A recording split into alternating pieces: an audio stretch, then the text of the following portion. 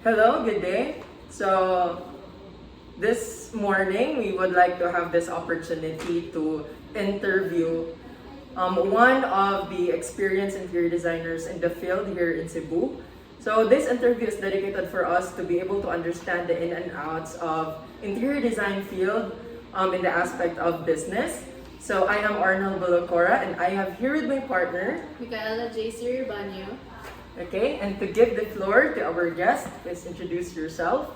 Hi, I'm IDR Angeli Reyes. I am a design director of the Luna Design Studio. We're, I'd like to say, a boutique or a boutique design studio that caters on residential and commercial and hospitality. To start our question, we have the company origins and business registration. So, number one, first from this category, we have what inspired you to establish your interior design firm, Larao Lunac? So with interior design, when you graduate, you always like when you think about like working as an interior designer, you really want up to start your own business. So after like working for a firm for like a good 3 to 4 years, I thought to myself like I think it would be time. I think I've gathered enough experiences to start my own studio together with my partner Nasa. So I think in every interior design, it's what you aspire for, to start up your own studio and to be able to have, let's say, to have your own firm and to have your designs, put out, to like homes and like, projects. Yeah. So, let's proceed to the second question. What is the significance behind the name Larao Lunac? So, Larao Luna is a Bisaya term. So, Larao, which is to plan or to design. Luna is space. So, it's more on design spaces or planned spaces. So, since me and my partner Nasa are from Cebu, we want it to have a name that is very us, no? So at least like when we imagine like maybe in the future, we want to, let's say, bring the name into like, let's say, an international scene, then it's a good, talking point how the name came to be. So yeah, so that's why like we push for Bisaya since we are Bisaya designers. So we want that, something very us. Yeah. It's also culturally significant since it's Bisaya or Cebuano. Yeah, and then technically like all of our roots are just here, and we started the business here in Cebu. So like we really wanted something not so like not a name, not our family names, but something that pertains to design and like it's also like very us. Yeah. So as you have mentioned earlier, Miss, your partner, Miss Nasa, so as a partnership business, how do you ensure the success and smooth operation of Larao Luna? So in a partnership, you really want to be aware of the ins and outs of the business. As much as possible, it's good to have a partner who has the same ideals as you, same goals.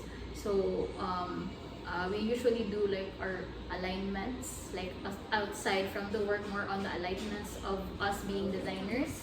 So we ensure that the direction we're heading is still the same, and also we encourage each other to grow, and also like how can we improve and how can we position ourselves better in the industry. So it's good when you have a partnership, you share the same goal, although you have different insights or perspectives, but you have the same goal. So and also it's good to have like that partnership who always calls you out, especially like designer. Like there are important things to be considered in running a business, so like finances, and also like keeping track of projects or like getting clients. So those are the things that you have to be well mannered to run a business. So it's not only design but also the back end of it. Yeah. So like what were the biggest challenges, Miss? I think for setting up for the startup of a business, it's like I think design is something that comes or trained where we're already trained, you know. So that comes hopefully naturally in running a design business. But something let's say challenges is more on the business side of it. Since it's not usually like, Managing taught, the system. yeah, managing the system, setting up the system, understanding how the flow of the business, like also like how can you sustain a business. So those are the things you don't know unless you really like do it na. So Yeah, that's so it's good to have a structure, a framework before starting on your own. It's a good for me because you'll understand the ins and outs. Since you yourself are an employee, so you know how to handle people more. So it's also like one way of garnering experience over time and how to know that it's not always design. So design is just like a very small part of the overall business. Yeah, so very small, but like you know, it's a part of it. okay. So moving now on to our next category of questions, we have the company vision and mission. So number 6 is how can you elaborate on Lara Luna's vision and mission? I think for our vision and mission, it's so weird. It's changing as the company ages and develops. No, you have garnered insights as to what you want or what your company to be. Before we were really like when you're young, you want to take up as many projects as possible. So now like our vision is more or less to create networks to get the projects that we really want to work on. So it's a step by step. Step by step. Yeah. It's a step by step. You know, so corny. Yeah, so brain. It's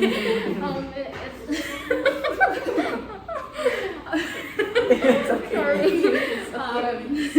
But that's no.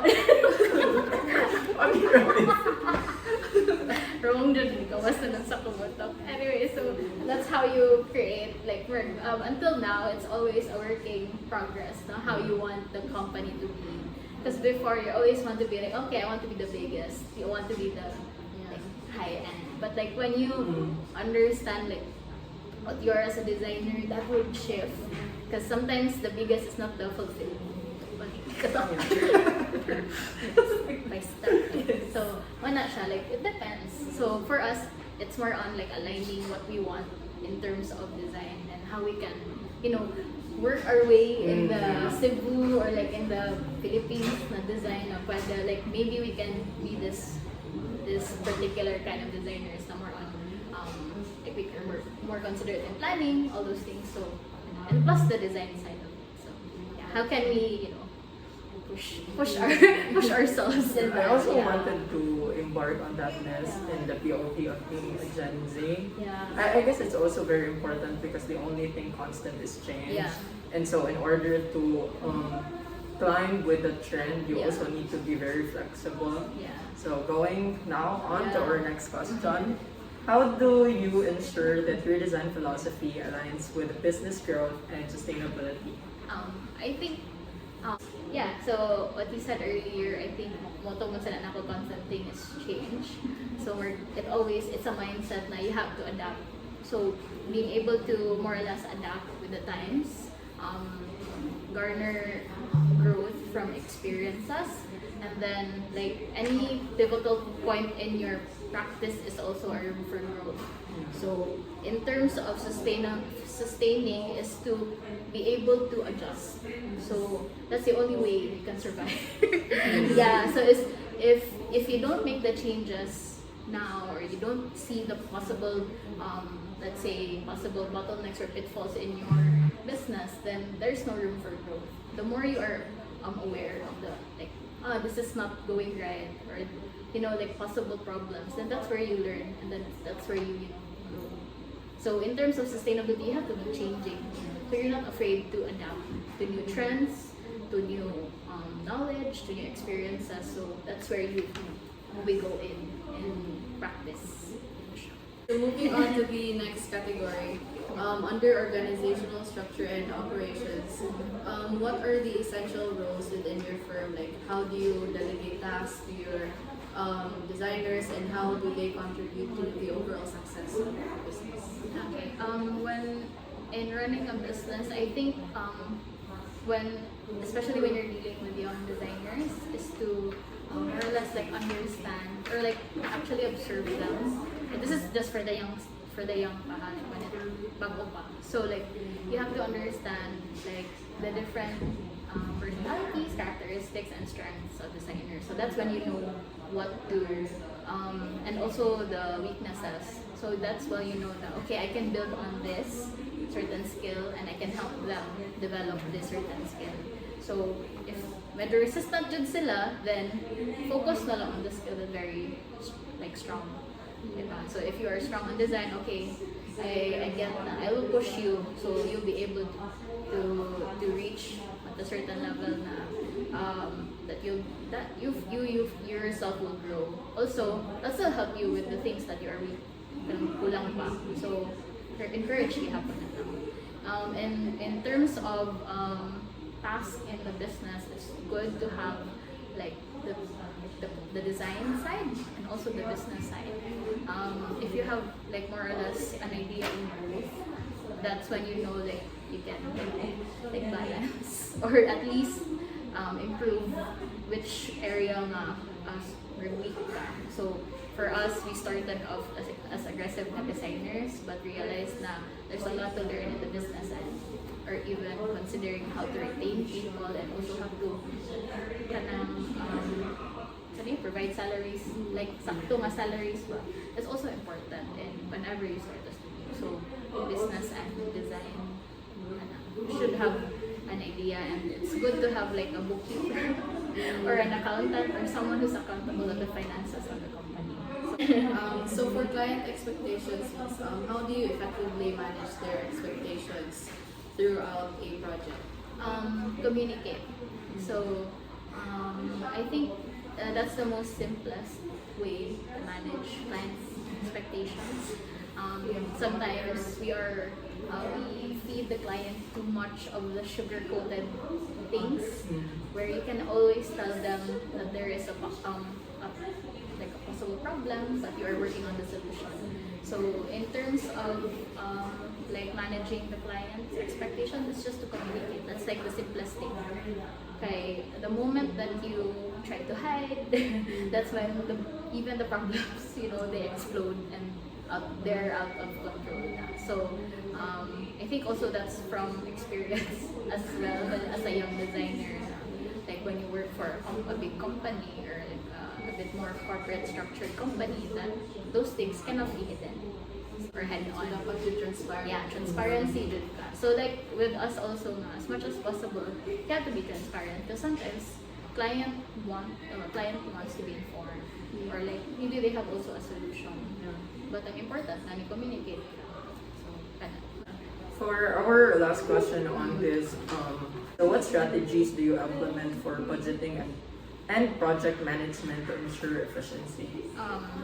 Now it's I think more important is like weekly meetings, or not really weekly, but at least I updates. The constant communication. Constant communication and updates. Project tracking, so you'll be on board, like you're on top of project progress. Also possible problems that would happen along the way, so no project is perfect like from the get-go. Like there's always huddles, or there are different problems, or like possible bottlenecks and the problems, getting the problems na may solution. So and then also as much as possible, like important of project tracking. Also ensuring that everyone has work to do, and also everyone is responsible for the work that they do. So Yeah. Okay, so for our next category of questions, Miss, so we are very curious about this because this is keen more into the personal connections with you as the head of the business and also to your employees. The workplace culture and team dynamics. How do you describe the work culture in Larawanuna? chaotic. Chaotic. Yeah. It's never It's Yeah. never the same. I think when you work with people, like you just have to be them, let them be in Yeah. the best of their abilities. Know where to reach them or like where to meet them halfway in terms of like support and then, So, in hiring new designers or team members, Miss, what qualities do you prioritize or like look out for? for hiring enthusiasm, I think, like, and then enthusiasm sa job first of all, and then okay, you can't really tell right off the bat how the relationship will turn out. It's still a relationship, working relationship, no? So also adaptability. So it's something na kuan ka na, it's very important.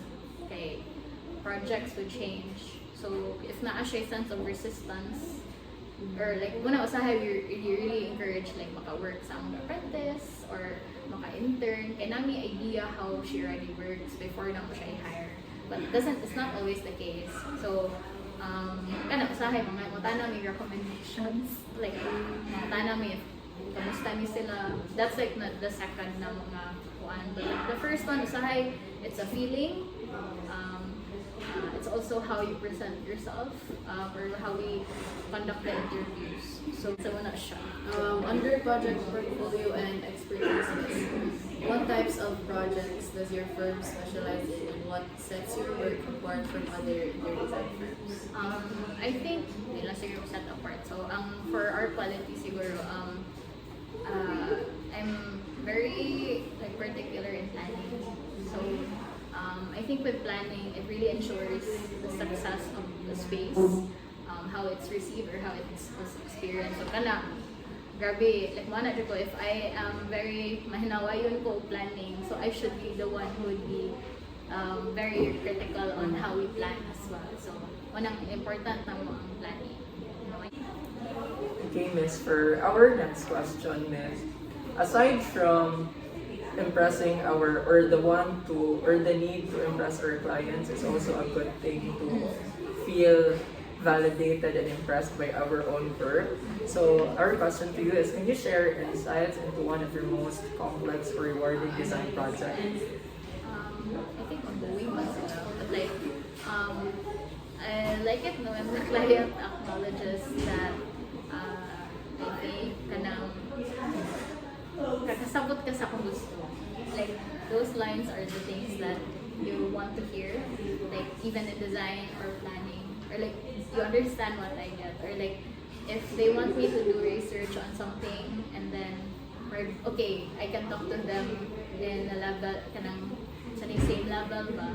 So muna akong more indicators that I got, like I understood the project, or one of those rewarding moments when you're dealing with clients. Okay, our clients are usually now like we have a project more on dealing with sustainability, or like more or less need materials na mo. So like clients are feeding information. So what ikaw kay I need to understand all of this. So kung mag-story namin level head, same field namin or same of headspace, then I can say okay, story ko naglahot then parang ako, doesn't have to be coming from him, but that idea na we can talk, and then seamlessly nga di ko mag-save, sana, ba? So, muna kong, for me, that's rewarding enough. And then, I think next is like getting to know your clients more. When you show them something, and then they'll say, okay, that's what I really want. And di na, no. Okay, down to our last category of question, which is under the guidance for aspiring interior designers. So for our last question to you, Miss, what key advice would you offer to students or emerging professionals interested in the interior design industry? Read. Joke. I think it's more on garner, no shortcuts in design. It's hard work, not necessarily long hours, but more or less like when you are a designer, like part of your life already. So it's not like a 9 to 6 or 9 to 7 na job. It's like whenever you see something doesn't shut off. So it's something that you have to accept now. Okay, this is part of my life. I am a designer. I'm gonna, this is what I do. So aside from that, like research, find areas to grow, be more aware on potential effects of your decisions. Also, commitment. So, when you are committed to a task, when you're committed to a project, then you will see it to fruition. Advice also, emerging professionals is hard work pays off. So, when the moment you see your project come to life, then you'll see like, okay, I did a good job. Be proud of your work. Okay, so that wraps up our questions to understand the in and outs of interior design business. And we are so thankful to have Miss Angie, IDR Angie.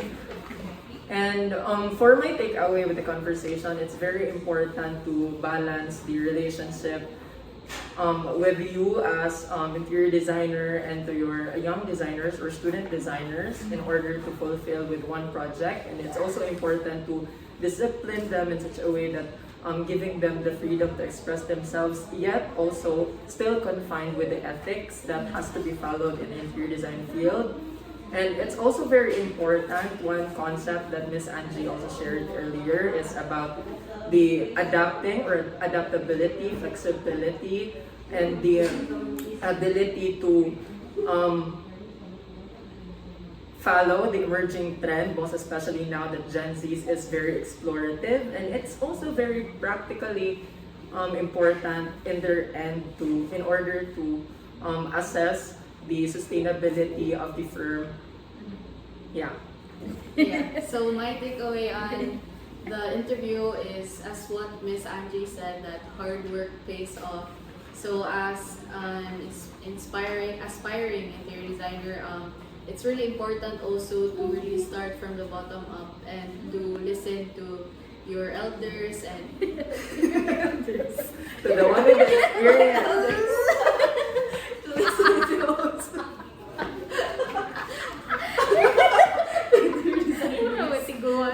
experience and wait, I'm sorry. And to really, and it's not just also about designing also, but it's a bigger picture because there's a lot of factors and elements also that comes along with it. So with that, we like to thank interior designer Angeli Reyes for this interview. Okay. So for gracing us your presence, Miss, we would like also to ask you what are your takeaways on the interview that we just had. Yeah. I think the takeaway from the interview is I realized well,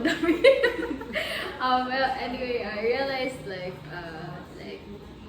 how far we've grown from just me and Asana, in terms of being able to just put out design, just to work on design and to see I didn't realize the systems that we're really trying to put out and to establish as business partners. So I think from just merely thinking about ourselves, Yeah. so you really I think we've grown in a way that we continue to care or think about the next next generation of interior designers and designers as well. So yeah, I think in terms of the growth, I didn't realize we've come too far. Too far already. Yeah. Yeah.